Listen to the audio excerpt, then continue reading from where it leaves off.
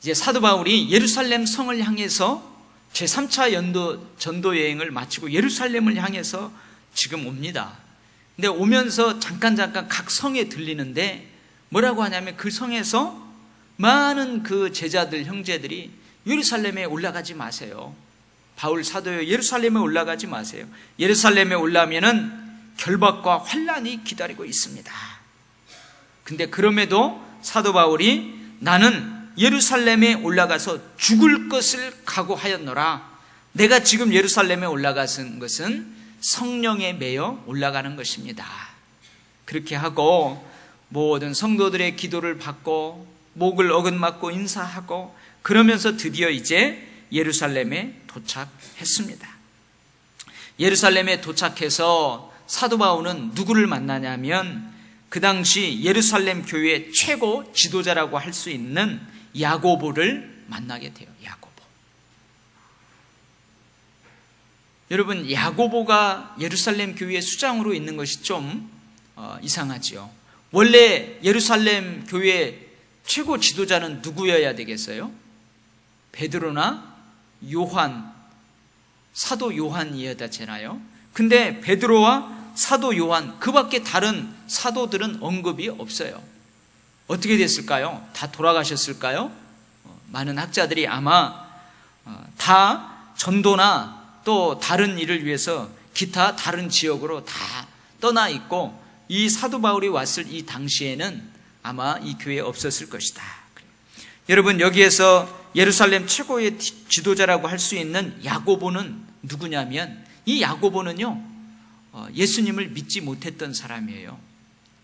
이 야고보가 누구냐면 예수님의 친동생입니다. 예수님의 젖동생이라고 할 수 있어요. 마리아가 낳은 예수님의 친동생이에요. 혈적으로 하면, 육체적으로 하면 예수님의 동생이에요. 근데 이 예수님의 동생 중에 한 명이었던 이 야고보가 예수님을 믿지 못했어요. 공생의 기간 동안에는 믿지 못했어요. 십자가에 달려 돌아가시는 그 순간에도 믿지 못했어요. 근데 부활하신 주님을 만나게 돼요. 그리고 그 야고보가 예수님을 그리스도로 믿게 되고 이 예루살렘 교회의 최고 지도자의 그 역할을 감당하고 있습니다. 근데 기록에 보면요, 이 야고보는 예루살렘 교회의 수장으로서 그 예루살렘 교회를 목회를 참 잘 했다고 합니다. 그리고 그 교회의 목회를 잘 했을 뿐만이 아니고 그 예루살렘에 살고 있는 그리스도를 믿지 않는, 예수님을 믿지 않는 일반 유대인들에게도 큰 존경을 받았다고 그래요. 그래서 유대 역사가가 있어요. 유세비우스라는 그 역사가가 있는데 그 역사를 기록해 놓은 가운데 이 야고보에 대한 언급이 있는데 거기에 뭐라고 붙여져 있냐면은 일반 유대인들이 그 야고보를 별명을 붙여줬는데 어떤 별명을 붙여줬냐면 의인 야고보라는 그런 별명을 붙여주었다고 그래요. 그래서 의인 야고보 하면은 그 당시 이 예루살렘에 야고보라는 사람이 수없이 많아요. 저도 언젠가 우리 아이들하고 같이 어느 지역에 이제 놀러를 갔는데 제가 어진아 불렀더니 여기저기서 아이들이 막 다 쳐다봐요. 그만큼 어진이가 많다는 거죠. 그런 것처럼 그 당시에는 여호수아, 야고보, 예수, 호산나 뭐 이런 이름들이 참 많았었어요. 그래서 그 사람들을 분별하기 위해서 누구누구의 아들 누구 이렇게 불러요. 그래서 이 야고보, 의인 야고보 하면은 바로 이 사람을 이야기하는 거예요. 근데 이 사도 야고보와 사도 바울과 장로님들이, 예루살렘 장로님들이 함께 모여요. 그래서 거기에서 사도 바울이 이방 가운데에서 사역한 일들을 낱낱이 이야기합니다. 19절 보면 하나님이 자기의 사역으로 말미암아 이방 가운데에서 하신 일을 낱낱이 말하네. 그러니까 무슨 말을 하냐? 하나님께서 유대인이나 이방인이나 동일하게 예수 그리스도 안에서 구원을 베푸셨습니다. 성령이 이방인 가운데에서도 임하시고 성령께서 역사하셨습니다. 이것들을 다 보고하는 거예요. 근데 여러분, 이 복음 사역의 주체가 누구라고 기록을 하고 있어요? 바울 자기가 아니고 하나님이 그렇게 되어 있어요. 하나님이 이방인 가운데에서 하신 일을 낱낱이 말하니, 누구를 통해서? 사도 바울을 통해서 하나님께서 하신 일을 낱낱이 말하니. 그래서 그 하신 일의 주체가 누구냐? 하나님이에요. 하나님. 이루어진 사역의 주체를 사도 바울이 하나님이라고 고백하고 있어요. 하나님이 저를 통하여서 이렇게 이야기했습니다. 그렇게 고백을 하는 거죠. 보고를 하는 거예요. 근데 여러분, 우리가 지금까지 사도행전을 쭉 살펴보았지만, 여러분, 복음 사역의 열매를 위해서 사실은 사도 바울이 모함과 비방과 여러 가지 고난과 역경을 겪으면서 복음 사역을 이루어 갑니다. 복음 사역을 이루어 가요. 그런데 사도 바울은 자기는 비껴 쓰고 이러한 모든 일은 누가 이루셨다? 하나님께서 이루셨다. 이렇게 고백을 하고 있는 것입니다. 여러분, 이것이 사역자의 바른 자세인 줄 믿습니다. 직분자의 바른 자세인 줄 믿습니다. 누가 했어요? 사실은 내가 했어요. 사도 바울이 했어요. 해도 모함과 비방과 여러 가지 고난과 역경을 겪으면서 어려움 가운데에 어렵사리 그 복음 사역의 열매들을 거두었어요.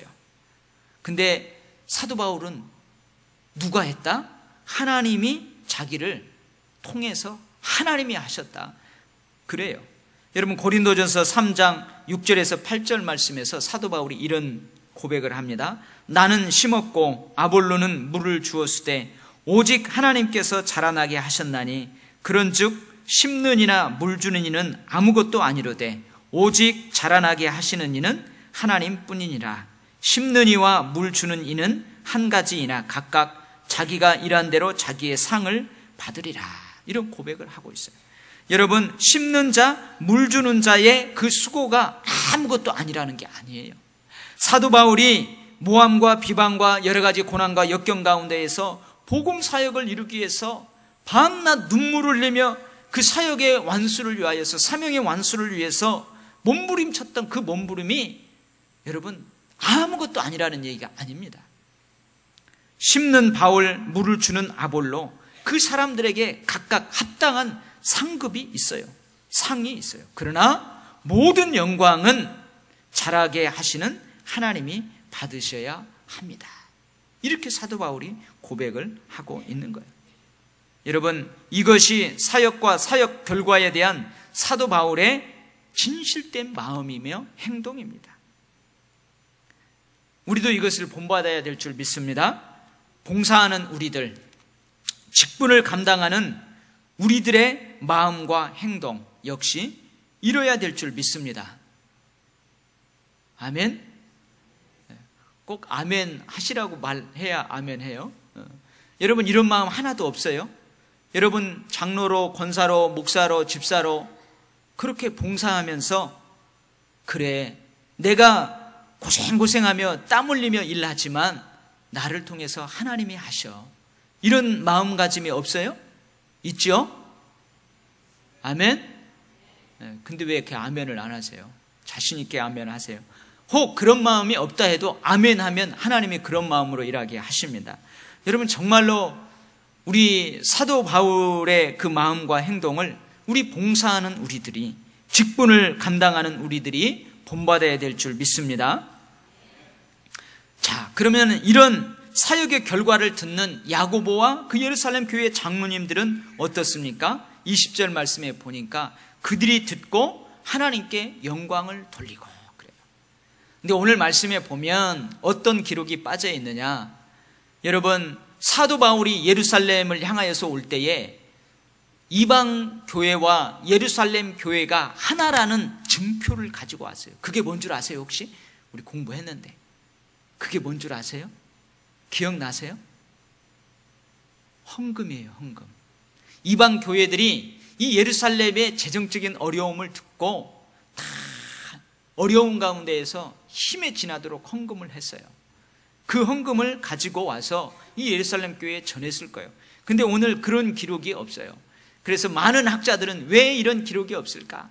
여러 가지 가설들을 이야기하는데 뭐 그런 건 일단 빼놓고, 그래서 그것을 주면서 또 사역을 보고하고 그 결과를 듣는 사람들이 20절 말씀에 뭐라고 하냐면 그들이 듣고 하나님께 영광을 돌리고 바울더러 이르되 형제여 그대도 보는 바에 유대인 중에 믿는 자 수많이 있으니 다 율법의 열성을 가진 자라. 20절 말씀이에요. 이들 역시 바울의 업적을 높이지 않습니다. 바울에게 영광을 돌리지 않습니다. 칭찬도 하지 않습니다. 한마디의 위로도 없습니다. 사역의 주체를 하나님으로 고백하는 것은 사역자 바울로서 바른 행동입니다. 마찬가지로 모든 영광을 하나님께 돌리는 것은 간증을 듣는 신앙인의 바른 자세라고 할 수 있습니다. 여러분, 제가 우리 얼마 전에 화요일 날 우리 전도 컨퍼런스 세미나를 갔잖아요. 구역장님들하고. 제가 친정에 갔으니까 친정 아버지한테 인사를 드려야 될 거 아니에요. 점심 때 이제 위에서 막 두 번째 강의가 딱 끝날 쯤에 내가 미리 내려와서 이제 목사님하고 인사하려고 목사님 방에 들어갔어요. 들어갔는데 거기에서 한참 있는데 어떤 성도가 막 들어오는 거예요. 근데 그 교회 성도는 아니에요. 근데 자기가 순복음교회 성도래요. 그러면서 지금 강의하는 목사님이 성령이 막 임하는 것을 자기가 봤대요. 성령 충만한 걸 봤대요. 그래서 안수받고 싶어서 왔는데 목사님 어디로 내려오냐고. 그래서 내가 별로 안 좋게 봤어요. 그러니까 그 어떤 비서가 글쎄요 여기 내려오는 출입구가 많아가지고 어디 있는지 모르는데 빨리 그 앞에 와서 기다려서 거기서 안수받으라고. 제가 그걸 보면서 한편으로는 그 축복에 대한 사모함, 열정이 많지만 저게 바른 신앙의 모습은 아닌데, 바른 신앙의 윤리는 아닌데, 그런 생각이 들더라고요. 여러분, 우리가 누가 와서 간증을 하고 누가 은혜를 많이 끼칠 때에 먼저 우리가 하나님께 영광을 돌려야 될 줄 믿습니다. 하나님께 영광을 돌려야 돼요. 이게 간증을 듣는 신앙인의 바른 자세입니다. 그리고 자기의 사역에 간증을 하는 사울 사역자의 바른 마음이고 행동입니다. 그럼에도 불구하고 저는 20절 말씀을 읽을 때 조금의 아쉬움이 있습니다. 왜요? 우리는 사도 바울의 고생을 너무 잘 알고 있기 때문에 그래요. 여러분, 우리가 사도행전을 쭉 지금까지 공부하면서 사도 바울이 얼마나 고생을 많이 당했어요. 매를 맞아가지고요 죽은 줄 알고 그냥 우리나라 말로 하면은 덕석으로 가마니로 둘둘둘 말아가지고 툭 던져놓고 그런 지경이죠. 제자들이 살려가지고 아무도 모르게 그 성벽으로 내려가지고 도망가기도 하고, 복음 전하다가 오해도 받아가지고 궁지에 몰리기도 하고. 여러분, 사도 바울이 얼마나 고생을 많이 했습니까?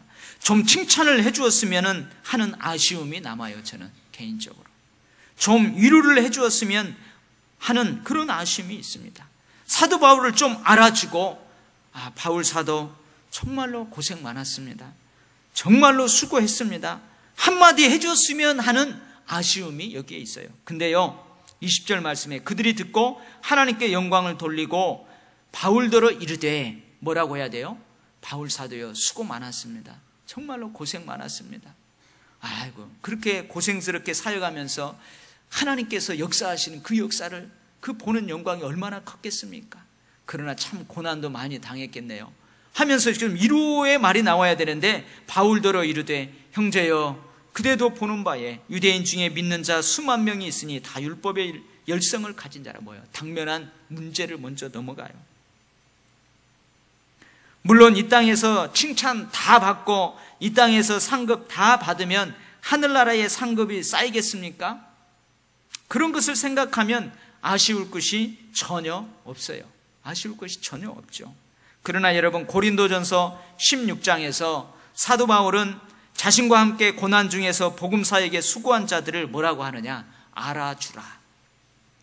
자신의 고난과 고통과 함께 복음사에게 힘에 지나도록 수고한 사람들, 그들을 제발 좀 알아주세요. 그들을 인정해 주세요. 격려해 주세요. 칭찬해 주세요. 고린도 교인들에게 편지를 합니다. 사랑하는 우리 도율교회 성도 여러분, 우리는 항상 하나님의 영광 앞에서는 비켜서야 합니다. 하나님께서 받을 영광을 내가 받으면 안 됩니다. 그러나 우리는 함께 사역가는 사역자의 수고를 알아주어야 합니다. 위로하고 격려는 필요한 것입니다. 아멘. 네. 여러분들 같이 사역할 때에 좀 알아주고 위로하고 칭찬해 주는 것이 꼭 필요해요. 지가 뭔데 이렇게 나서서 하는 거야? 지가 하늘의 상급 다 받으려고 하나?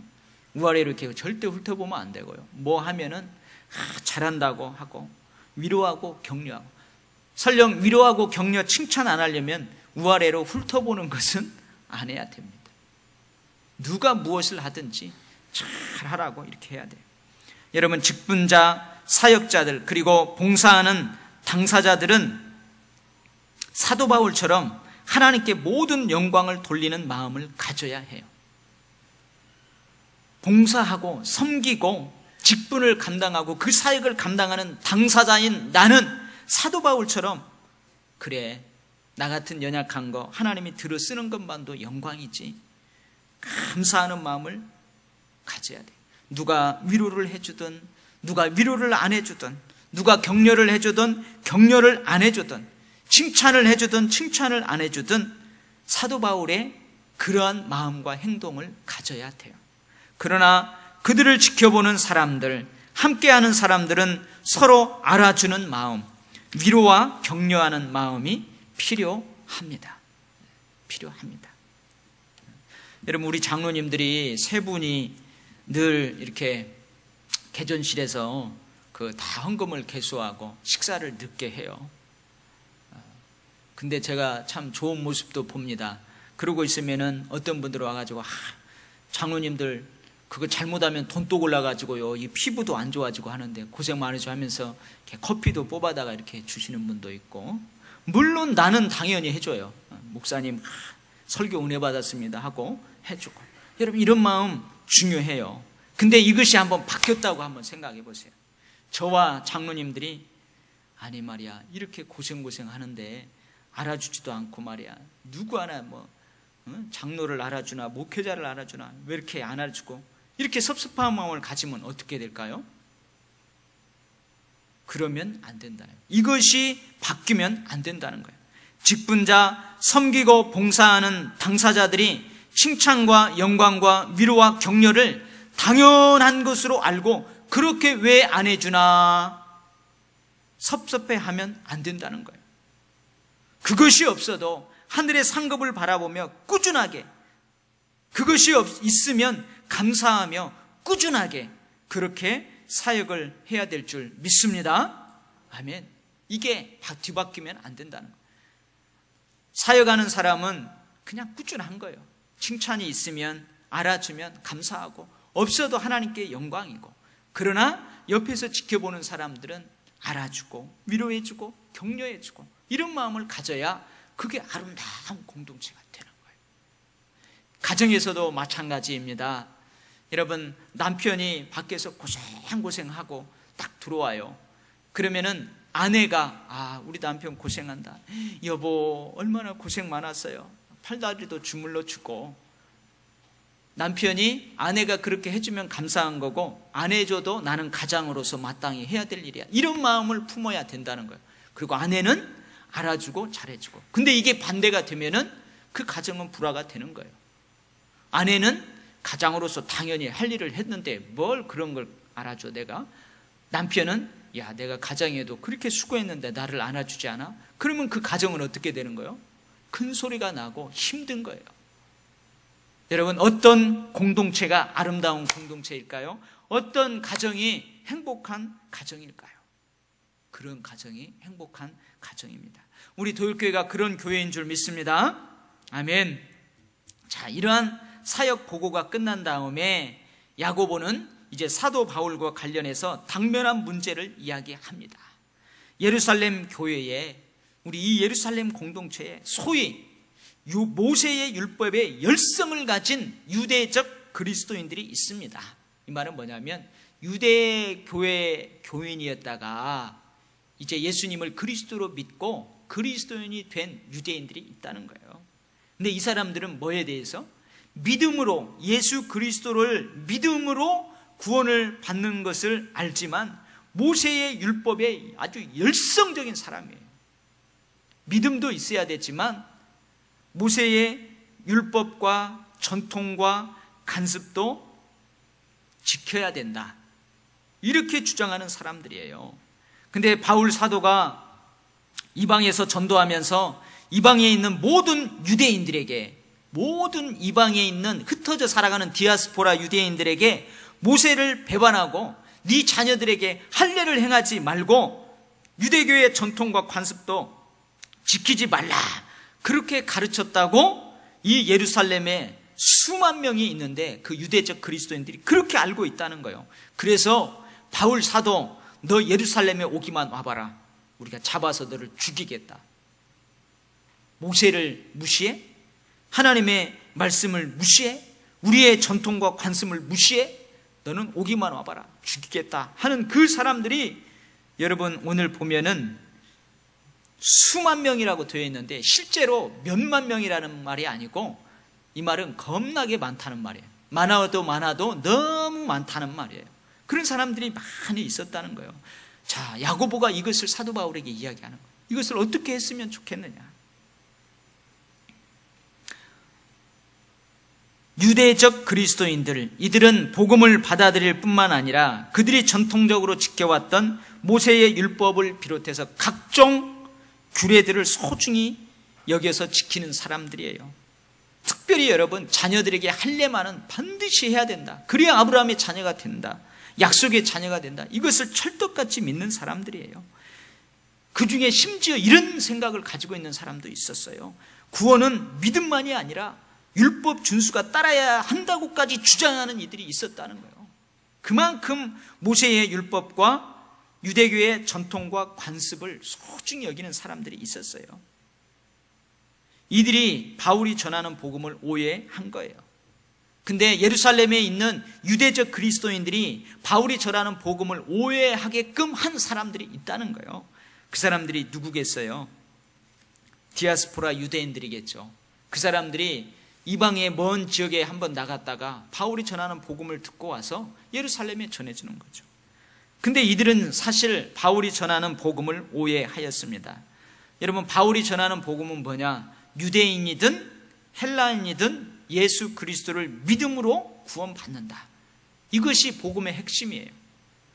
유대인이든 헬라인이든 예수 그리스도를 믿음으로 구원받는다, 하나님의 은혜로 구원받는다, 이것을 강조했어요. 그렇다고 해서 사도 바울이 율법이 폐기된 것이라고 강하게 주장했느냐? 그렇지 않아요.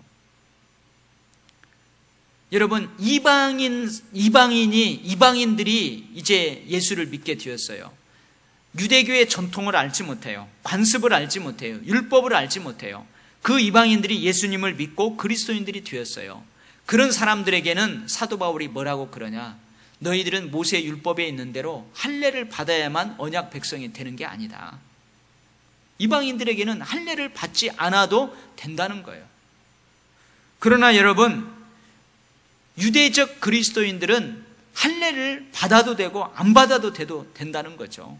그들의 전통을 그렇게 말살하지 않았어요. 율법이 폐기되는 것은 아니다. 즉 예수님은 율법을 폐기하는 분이 아니라 오히려 완성하는 분이시다. 그러므로 예수 그리스도 안에 있는 그리스도인들은 율법의 매임에서 자유롭다. 이렇게 복음을 전한 거예요. 여러분, 사도 바울도 유대인이에요. 그렇기 때문에 이 유대인의 그 전통이 배어 있어요. 그 가치관이 배어 있어요. 그렇죠? 그래서 여러분, 디모데를 할례를 시켰어요. 왜? 유대인들을 얻기 위해서 디모데를 할례를 시킨 사람이 바로 사도 바울이에요. 그러나 내가 유대교 전통을 따르지 않는 이방인이에요. 그럼 이방인들이 예수를 믿으면 되지, 다시 이 복음, 은혜, 믿음에서 떠나서 율법으로 돌아갈 필요가 없다는 거예요. 그러나 유대교의 전통을 가지고 있는 사람은 복음하고 부딪히지 않는 이상 너희들이 전통을 지키라는 거죠. 그렇게 했다는 거예요. 그러나 그 율법에 얽매일 필요가 없다. 우리는 예수 그리스도 안에서 우리는 자유함을 얻을 수 있다. 생명의 성령의 법 안에서 우리는 자유함을 얻을 수 있다. 이게 바울이 전하는 복음이었어요. 이러한 복음을 전하는 사도 바울을 뭐라고 몰아붙이는 거예요? 모세를 배반한 자다. 유대적 그리스도인들에게 있어서 여러분, 모세를 배반한다는 것은 모세가 전해준 율법을 무시한다는 말이에요. 이는 곧 하나님에 대한 배반을 뜻한다고 그들에게는 여겼을 거예요. 신성모독이라는 거죠. 그러나 여러분, 바울은 율법 자체를 부정한 바가 없어요. 제가 금방도 설명했지만 그는 갈라디아서 3장에 보면 율법을 선한 것으로까지 얘기해요. 율법을 신성한 것으로 보았어요. 그래서 율법의 긍정적인 역할도 있다고 인정을 했어요. 믿음이 오기 전에는, 즉 예수 그리스도가 오기 전에는 우리는 율법 아래 매인 바 되고 계시될 믿음의 때까지 갇혔느니라. 이같이 율법이 우리를 그리스도께로 인도하는 초등교사가 되어 우리로 하여금 믿음으로 말미암아 의롭다함을 얻게 하려 함이라. 믿음이 온 후로는 우리가 초등교사 아래에 있지 아니하도다. 그러니까 유대인들은 오히려 유대인들이 가지고 있는 율법을 통해서 하나님께서 누구에게 그 사람들을 이끌린다고요? 예수 그리스도께로 이끈다. 율법을 들여다보는 사람은 예수 그리스도에게 갈 수밖에 없다는 거예요. 이게 바로 율법의 기능이라는 거죠. 다만 사도 바울은 뭘 이야기하느냐? 율법 자체에 꽁꽁 매여서 스스로 의롭게 되려는 그러한 행동, 그래서 어떻게 해요? 형식주의에 빠지고 완고한 유대주의에 빠지는 그런 사람들이 그 율법에 매여가지고 복음을 거부하는 것들을 바라보면서 율법의 부정적인 측면을 이야기하기는 했어요. 근데 이것을 막 모세를 배반한다고 하고 율법을 무시한다고 하고 그랬다는 거예요. 여러분, 또한 바울이 할례를 금했다는 것도 허위 사실입니다. 물론 바울은 할례 그 자체에 대해서 어떠한 가치도 부여하지 않아요. 여러분, 내가 예수 그리스도를 믿으면 구원받지 예수 그리스도를 믿는 믿음에다가 할례까지 받아야 구원받는다? 절대 그렇게 이야기하지 않아요. 할례는 받아도 되고 안 받아도 되고. 그런데 여러분, 뒤에 가서 우리가 또 잠깐 살펴보겠지만 사도 바울의 그 사역 원리가 있어요. 목회 철학이 있어요. 그것에 따라서 어느 때는 할례를 하기도 하고 어느 때는 할례를 안 하기도 하고 그래요. 그렇지만 여러분, 사도 바울이 그들이 실제로 이야기하는 것처럼 모세를 무시하지 않고 할례를 자식들에게 행하지 말라 이렇게 안 했다고 해도 지금 오해를 받고 있어요. 오해를 받고 있어요. 여러분, 한번 오해하면 그것은 걷잡을 수 없습니다. 여러분, 한번 이 예루살렘 교회의 유대적 그리스도인들이 사도 바울에 대해서 그렇게 오해하니까 사도 바울을 죽이려고 해요. 어떤 말도 받아들이지 않습니다. 이 오해가 참 무서운 거예요. 그래서 야고보는 이러한 오해를 해결하고자 바울과 함께 그 방법을 간구해요. 그래서 뭘 어떻게 하라고 하느냐? 유대교의 정결 예식에 네가 참여하라, 사도 바울. 그래서 이방 교회와 예루살렘 교회가 하나 된다는 것을 상징적으로 보여주고, 너가 그들이 오해하고 있는 것처럼 모세의 율법을 무시하는 자가 아니고 유대인으로서 유대교의 그러한 예식들, 그러한 것들을 존중한다는 것을 보여줘라. 그래서 우리 교회에 서원한 4명이 있다는 거예요. 그러니까 서원에 대해서는 다음에 또 하기로 하고요. 서원은 하나님 앞에 뭔가 약속하고 일정 기간, 때로는 평생 다른 사람하고는 구별하게 살아가는 사람들이에요. 근데 이 예루살렘 교회에 4명이 있다고 그랬는데 이 사람들은 영원히가 아니고 어느 일정 기간 어떤 뜻을 위해서 하나님 앞에 구별되게 기도를 하고 있던 그런 사람들입니다. 그래서 그들이 이제는 그 일정 기간이 거의 다 찬다는 거예요. 다 차면은 그동안 머리도 안 깎고 뭐 그러했었는데 그 결례를 행하고 그들을 위해서 비용을 내서 머리도 깎게 하고 또 성원이 끝났을 때에 하나님 앞에 제사장 앞에 가서 드려지는 그 제사가 있어요. 예식이 있어요. 그 비용을 사도 바울 네가 감당을 좀 해라. 그것을 보면은 모든 사람들이 소문을 낼 거다. 그것을 본 사람들이 소문을 낼 거다. 유대인의 법에 따라서 정결 예식을 온전히 행하는 너를 본 많은 사람들이 소문을 낼 것이다. 바울도 율법을 지켜 행한다. 우리가 오해했다. 우리가 잘못했다. 그렇게 될 가능성이 있다는 거예요. 그래서 그렇게 하면 어떻게 했냐? 사도 바울에게 이야기를 합니다. 그래서 어떻게 해요? 사도 바울도 동의를 해요. 근데 이 야고보가 이 사도 바울을 이렇게 동의를 이끌어내기 위해서 뭘 언급하냐면 사도행전 15장에서 예루살렘 공회가 처음 모여가지고 그때 이방 교회와 예루살렘 교회가 갈등이 좀 있었어요. 율법의 문제로 갈등이 있었어요. 근데 그때 예루살렘 교회의 수장 장로님들이 사도 바울의 편에 서서 많은 결정들을 했어요. 피와 우상의 제물과 목매어 죽인 것과 음행을 피하라고 결의하라. 그게만 하면은 우리하고 별 문제 없겠다. 그렇게 사도 바울 편에서 그러한 중요한 결정들을 해 주었어요. 그러니까 사도 바울 너도 이번에는 이거 구원하고 관련된 문제가 아니니까 좀 예루살렘 교회 편에 서서 조금 그렇게 협력하면 어떻겠느냐. 이렇게 이제 설득을 하는 거죠. 그래서 사도 바울은 야고보의 해결 방법에 동의하고 그렇게 행동을 합니다. 근데 이러한 바울의 행동을 부정적으로 보는 학자들이 있어요. 이걸 뭘로 보느냐? 바울은 끝까지 타협하지 말고 그 사수를 했어야 된다. 자기 의견대로 했어야 된다. 근데 이 사도 바울은 율법주의자들과 타협을 해버렸다. 바울의 복음사역에 있어서 가장 치명적인 실수가 바로 이 실수다. 봐라, 이 행동이 하나님께서 기뻐하시는 해결 방법이었다면 이렇게 사도 바울이 유대 교회 법대로 정결 예식을 행하였으면 그 다음에 문제가 해결돼야 되지 않느냐. 근데 봐라, 여러분 다음 주에 보겠지만 문제가 전혀 해결되지 않아요. 결국은 사도 바울이 이제 재판석에 서기까지 하게 됩니다. 이런 것들을 보고 결코 해결되지 않았지 않느냐. 그리고 죽음까지도 각오하고 성령에 매여 예루살렘에 온 바울이 왜 이것을 목숨을 걸고 이것을 지켜야지 왜 이런 실수를 했는지 도저히 이해하지 못하겠다.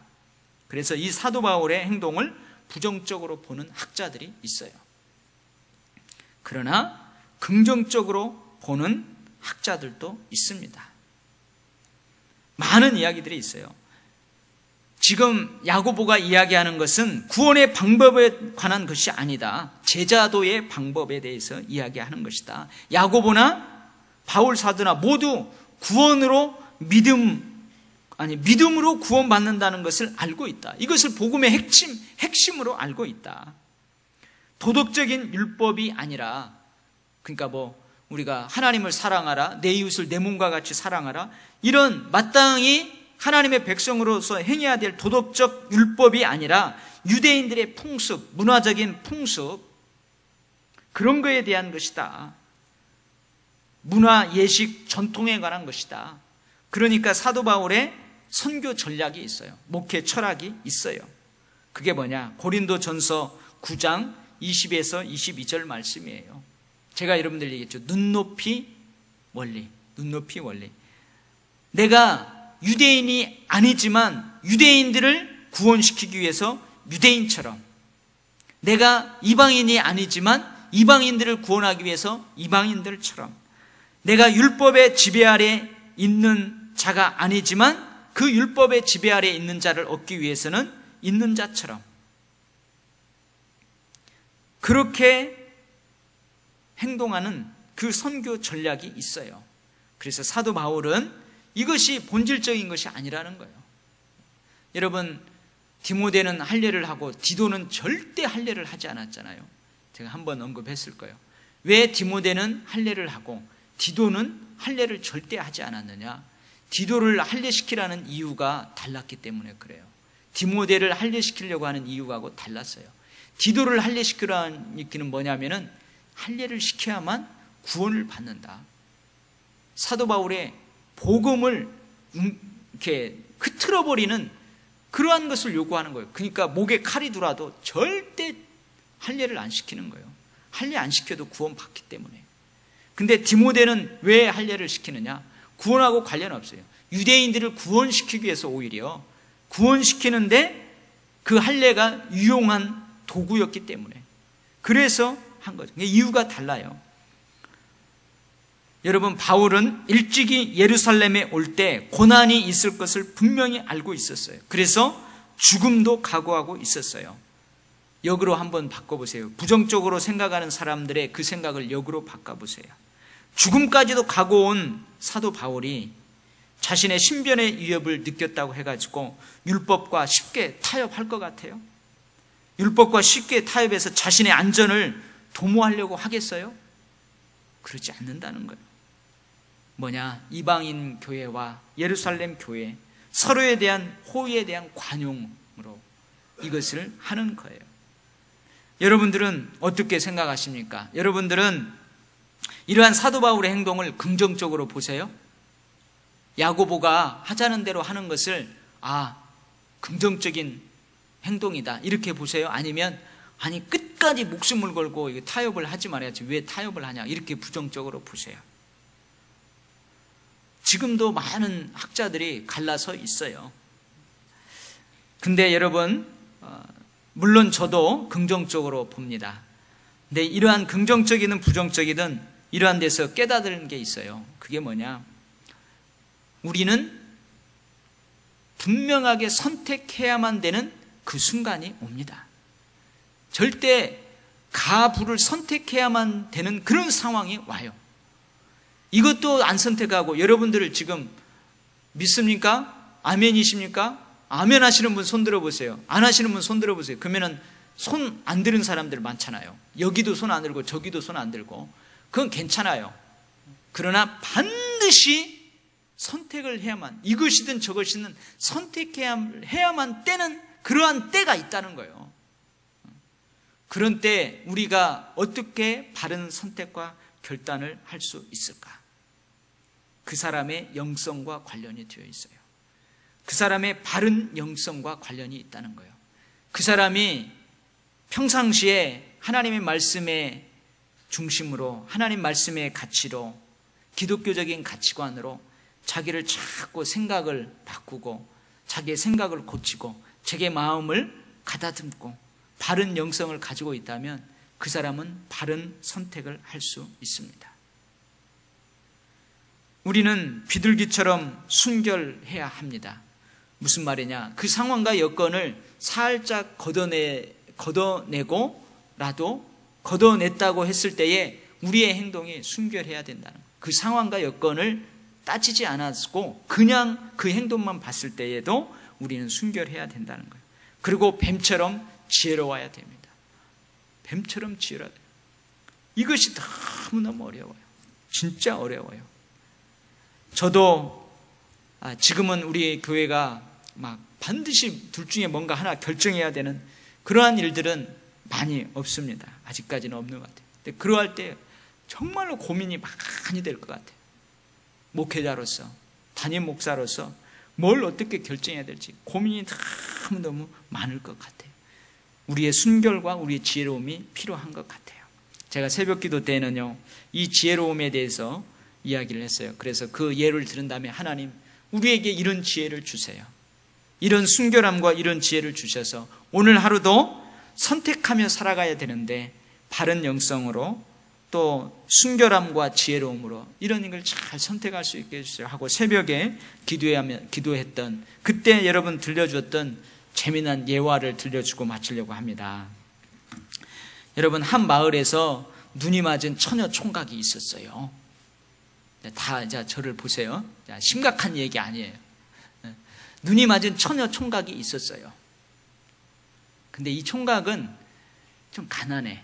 근데 이 처녀는요 부자야. 그 동네에서 부자야. 근데 이 처녀 아버지가 이걸 알아버렸어. 그래서 그 총각하고 못 사귀게 하는 거예요. 결혼을 안 시키려고 하는 거예요. 근데 얘네 둘이가 죽고 못 사는 거예요. 여러분, 자식 이길 부모 있어요? 없잖아요. 그러니까 둘이 떼어놓으려고 하는데 안 떨어지려고 그래요. 그래서 처자에게 이야기합니다. 야야, 순자야, 그러면은 철수가 얼마나 지혜로운지 내가 내일 테스트를 하겠다. 테스트를 해서 내일 이 테스트를 통과하면은 내가 둘이 결혼을 시키마 해가지고 뭘 했냐면은 그 다음날, 자, 내가 그때는 새벽에는 계란이라고 그랬어요. 근데 계란을 입에다 넣으려면은 이 메추리알을 2개를 딱 놓고는 그 중에 하나는 살아있는 거고 하나는 삶아버려가지고 죽어있는 것이다. 그래서 네 남자친구가 정말로 이 살아있는 것을 선택할 수 있는 지혜가 있으면 니네 둘이 결혼시킬 것이다. 그랬어요. 근데 이 아버지가 지혜로운 사람이에요. 그래서 살아있는 메추리알을 안 놓고 2개 다 삶은 것을 놓았어요. 2개 다 삶은 걸 놓았어. 근데 그 딸이 그날 저녁에 알아버렸어요. 그래서 자기야, 큰일 났어. 이렇게 한다는데 자기는 내일 뭘 선택하든지 분명히 죽어있는 메추리알을 선택할 건데 어떡할 거야? 그랬더니 이 남자가요, 걱정 마. 너하고 나는 결혼하게 돼 있어. 그리고 그 다음날이 왔어요. 그 다음날이 왔는데 2개 메추리알을 딱 놓았어요. 근데 실상은 뭐예요? 다 삶은 계란이죠. 그 중에 하나 살아있는 걸 선택하라고 하는 거예요. 여러분, 이 청춘 남녀가 결혼했을까요? 안 했을까요? 했어요? 잘하시네. 지금 결혼해서 잘 먹고 잘 살고 있다고 합니다. 어떻게 했냐면 이 청년이 갑자기 처녀한테 그 정보를 받은 이 총각이 그 메추리알 하나를 깨지도 않고 입에다가 확 넣어버렸어요. 그리고 뭐라고 하느냐, 앞으로 장인어른, 내가 먹은 것은 분명히 살아있는 메추리알입니다. 이것이 분명히 남아있는 이것은 삶은 달걀일 겁니다. 그렇게 해가지고요, 내 딸을 맡기도 되겠다. 그래 해가지고 지금 둘이 결혼해서 잘 먹고 잘 살고 있답니다. 이런 때 아멘 하시네. 우리 부부는 아닙니다. 또 여러분들 이 얘기하면 꼭 저를 생각하는데 아니에요. 여러분, 솔로몬의 지혜처럼 우리도 이런 지혜가 필요한 것 같아요. 그리고 너무 그 지혜롭다 못해서 약삭 빠르다 보면은 우리의 순결함을 이룰 수가 있어요. 순결과 지혜로움, 그리고 바른 영성, 이것이 필요한 줄 믿습니다. 기도하겠습니다. 하나님 아버지, 참 사도 바울은 위대한 사도임을 이 사도행전을 통해서 많이 깨닫게 되고, 우리가 예수님 다음으로 잘 닮아가야 되겠구나 하는 생각들을 많이 하게 됩니다. 하나님, 자기가 고생하며 모함받으며 오해받으며 멸시와 천대를 받으며 그렇게 사역을 이루어 나갔건만 하나님께 영광을 돌리는 이러한 모습, 하나님, 우리가 본받게 하여 주시옵소서. 그러나 예루살렘 교회의 야고보와 사도들이 좀 알아주고 좀 칭찬 좀 해주지, 위로도 권면도 칭찬도 아무것도 없는 것을 보면서 한편으로는 아쉬움이 있습니다. 하나님, 우리가 사역하면서 좀 알아주고 칭찬해주고 위로하고 좀 격려해 줄 수 있는 그러한 너그러운 마음도 우리가 갖게 하여 주시옵소서. 하나님, 우리에게도 솔로몬과 같은 지혜를 주시옵소서. 이 총각 같은 지혜를 주시옵소서. 그리고 순결함도 더불어 주시옵소서. 그래서 이 험악한 세상 가운데에서 바른 영성으로 바른 것을 선택하고 하나님이 원하는 것을 선택하며 그렇게 지혜롭게 순결하게 살아가는 삶을 살아갈 수 있도록 우리를 축복하여 주옵소서. 성령으로 충만하게 하여 주시옵소서. 우리 가정에 늘 화목하게 하시고 우리 도율교회가 늘 행복한 교회 되도록 역사하여 주시옵소서. 예수님 이름으로 기도하옵나이다. 아멘.